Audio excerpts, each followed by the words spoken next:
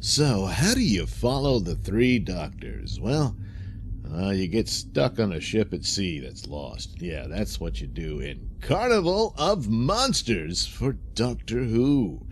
Well, it's only really kind of sort of two monsters. Well, no, it's a bunch of them, but one's, I guess, the dinosaur in the ocean, and the other is a species of monsters from some marsh. Anyway, there you go. That's what that is. I initially wasn't going to cover Carnival of Monsters because I didn't have it in my collection, but now I do. I went ahead and decided to go ahead and purchase the Blu-ray collection that they recently put out of Jon Pertwee.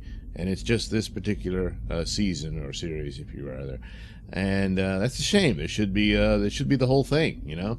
But well, it's what you get. I don't care for the new Doctor Who logo being on it, nor do I care for the little promos in there. But what are you gonna do? Other than that, it's a fine collection of Pertwee's work on Blu-ray. So.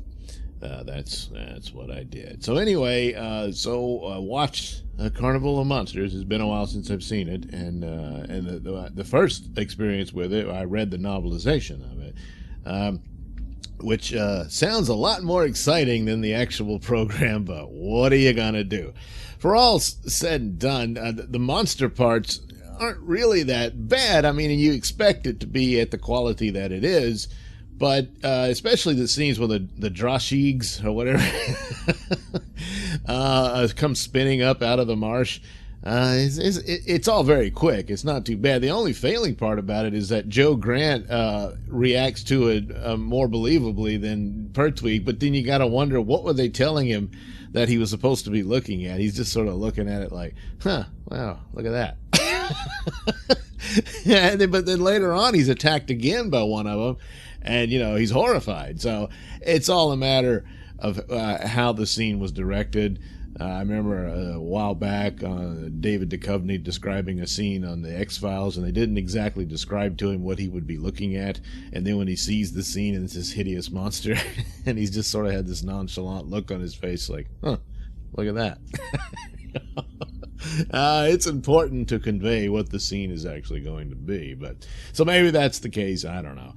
But anyway, this one, the concepts in it, and there's also some interesting aspects for overall Doctor Who lore and the Time Lords and whatnot. But I think probably the direction of it should have probably handled where it kept it all very mysterious and slowly revealed what was really going on.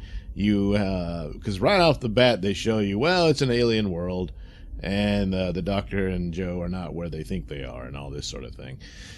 And I mean, this is the setup for the Carnival act that's actually behind this machine that they're trapped in, which is this device called a miniscope, where people are literally abducted from their world and placed in a facsimile of their environment for the viewing pleasure of other people. And so you had these people from Earth shrunk down in there. You had the Drashigs shrunk down in there.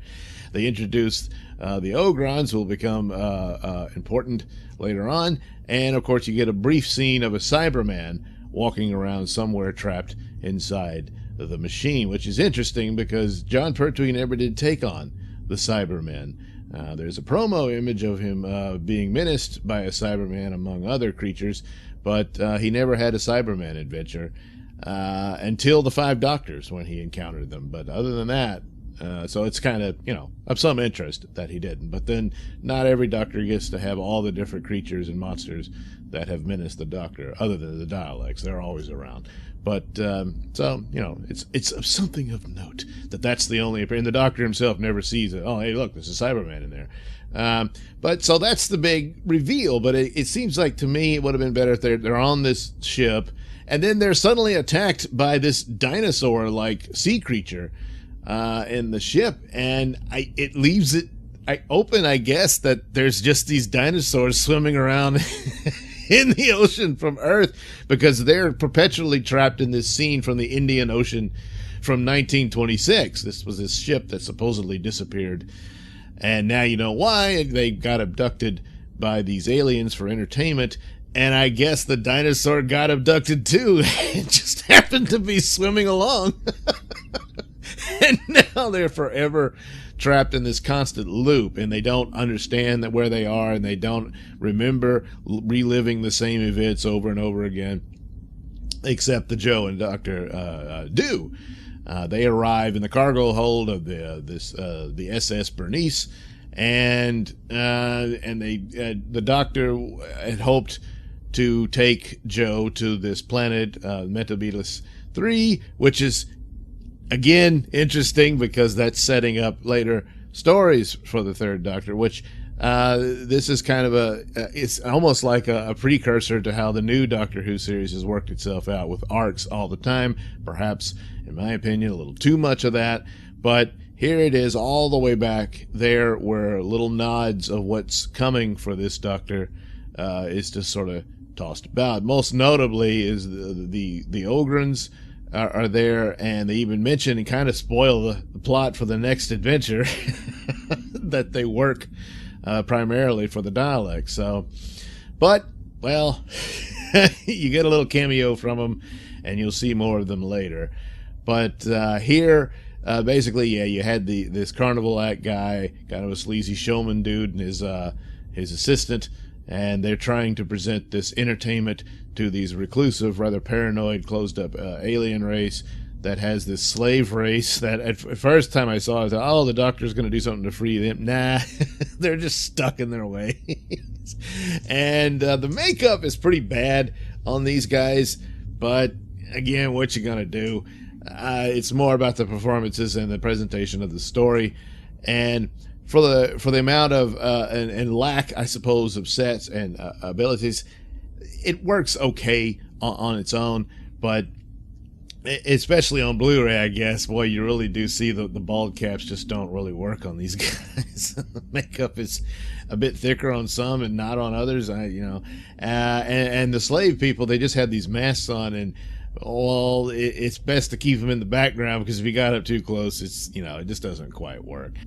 But conceptually, it's a pretty cool premise here of this, waking up inside this, I don't know, dollhouse really thing, or an ant farm as the Doctor describes it. And, and also this plays into that when the Doctor figures out what it is, he explains to Joe that, oh yeah, this is a horrible thing that was supposed to be banned by the Time Lords, and that it's not supposed to be around, but well, one slipped through, and we learn that this Carney showman, he won this thing in a bet. So obviously this was like on some black market type thing. It slipped through the cracks, and fortunately it gets destroyed, and it will no longer be used to abduct people and have them on display for entertainment.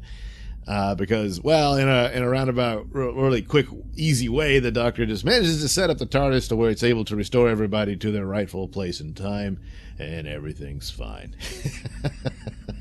But, well, it was only 4 episodes, so what are you going to do?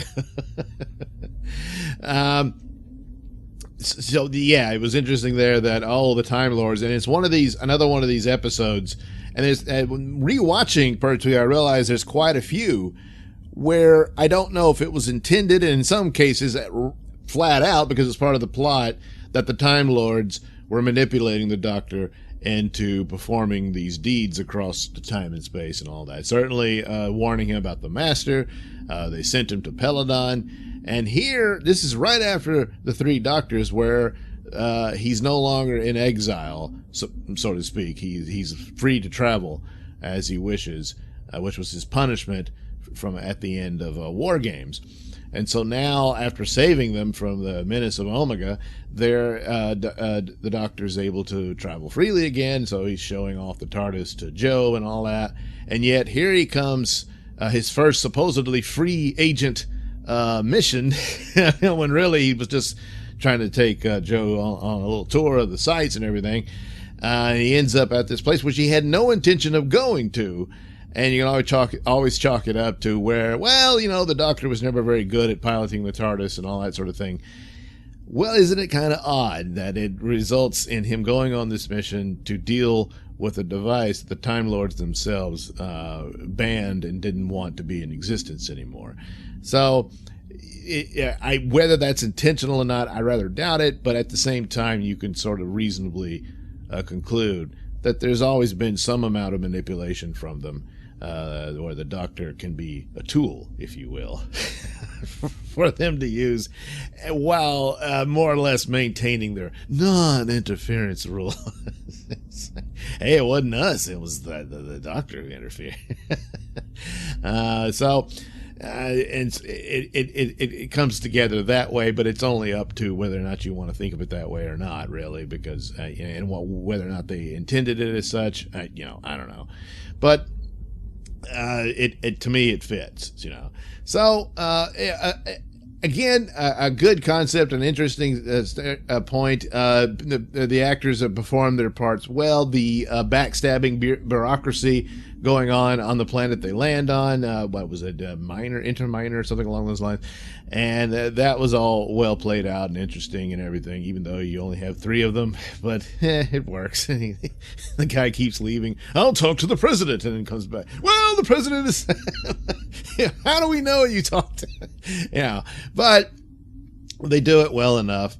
It's just the makeup job's pretty bad. The costumes weren't bad. They were pretty good for them. The Carnival guys always look like crap, so that was good too. Because then, like, the guy's even saying, I think the Doctor's a showman too. I mean, look how he's dressed. Well, he's dressed better than you are.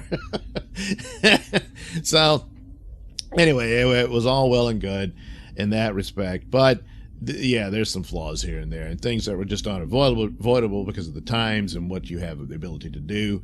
But also, I thought it would have played out better had it been more mysterious, and they slowly reveal that where they are and how this works. They find these mysterious plates that leads right out of the ship and into all these inner workings, and then into another world where there's the monsters and all that sort of thing. And boy, if they really could have afforded it, it would have been cool if he had actually crossed over and met with Cybermen and whatever else, But, they just didn't really have the ability to pull that off. So, I think that would have made it a little better in the delivery. The only, I guess, problem would have been more kind of difficult to give more of an establishment of the Carnival acts and the bureaucratic aliens and whatnot. But it still could have been fit in, I think, revealing it at a later part of it. But, well, it is what it is. So there you go. Carnival of Monsters that, well, mostly consisted of one dinosaur and, I don't know, about 10 or 12 dragons, alien dragons, something. Drashigs. Yeah. Oh, yeah, and I almost forgot. The Doctor actually meets Harry Sullivan in this episode. Well, not exactly. No, Ian Marter plays a role in here. He would later become Harry Sullivan for the Tom Baker era, but he appears here as, I guess, not the captain, but rather the first officer of the SS Bernice. And it's interesting that he plays this, I guess a commercial naval officer, but he's also in the Navy in his Harry Sullivan role as the unit doctor. So there you go. So there's that little tidbit. But of course, this happens in shows all over the place. You'll see actors appear over and over again, and then they later become a different character, and sometimes more prominent. The most prominent of this happening would have been Colin Baker, who of course played the guard or captain, or what was he, Colonel Maxwell? I forget what the rank at the time, and he shoots the Doctor. And then later the Doctor regenerates into a body that looks exactly like him. So they made quite an impression, So anyway, yeah, that was a little interesting tidbit from Carnival of Monsters. All right, thank you for watching and listening. Say, why not like and subscribe, and check out that link description below. That'll take you to my mini stores that have plenty of goodies for you. There's also a link to my podcast, Mr Nailsin Show, on RadioMisfits.com. And of course, you can also watch my videos over at BitChute. Yes, that's the Mr. Nailsin channel on BitChute.com.